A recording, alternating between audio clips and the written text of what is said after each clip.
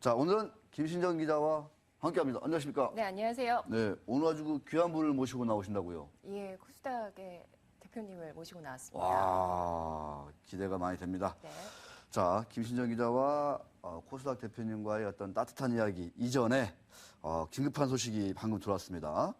네, 전기요금 인상을 두고 정부와 시시각각 대립각을 세워왔던 그 한국전력의 김준경 사장이 사임함에 따라서 한전이 비상경영 체제로 전환했다고 합니다.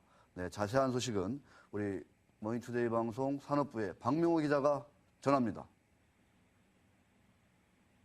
박명호 기자. 네, 최종로 종합정보에 나와 있습니다. 네, 자세한 소식 전해주시죠. 네, 지금 전력수급 대책 먼저 좀 전해드리겠습니다.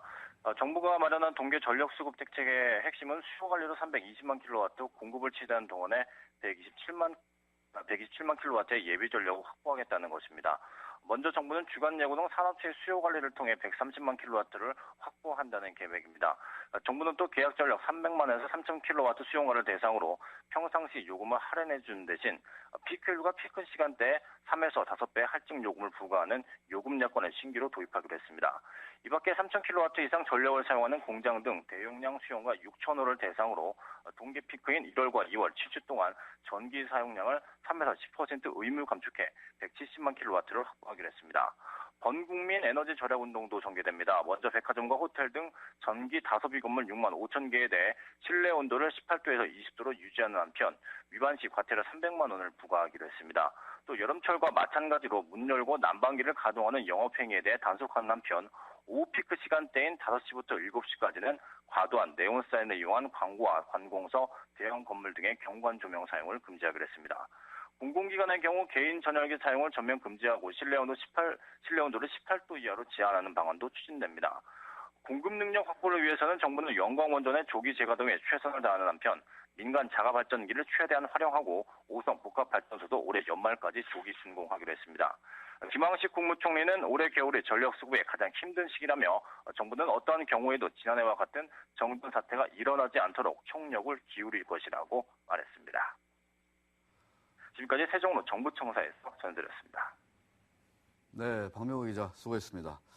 뭔가 좀 이렇게 매끄럽지는 않네요, 그죠? 네, 참. 자, 이 얘기가 뭐냐 하면 지금 이제 그 원자력 발전소 이제 뭐 고리, 월성 나오고 있지 않습니까? 여기가 이제 뭐 부품 결함이라든가 이런 등의 문제로 지금 두 기 정도가 이제 가동이 안 되다 보니까 올겨울 그 한파 추위 앞두고 전력 대란이 이제 우려되고 있다. 이거 대비해서 정부가 지금 한전이 정부 주도로 해서 좀 비상경영 체제로 갔다.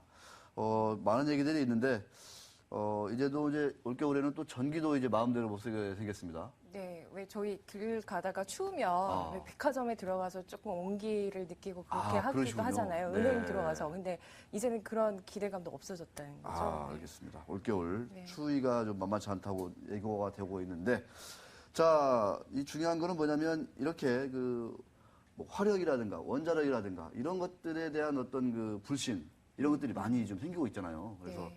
태양광, 풍력, 뭐 셰일가스 이런 것들로 많이 좀 이동을 하고 있는 것 같은데 보다 조금 장기적인 그런 대책들 빨리빨리 마련돼야 될 것 같습니다. 자, 탐험 짧게 하고 김신정 기자와 함께 주주클럽 이어갑니다.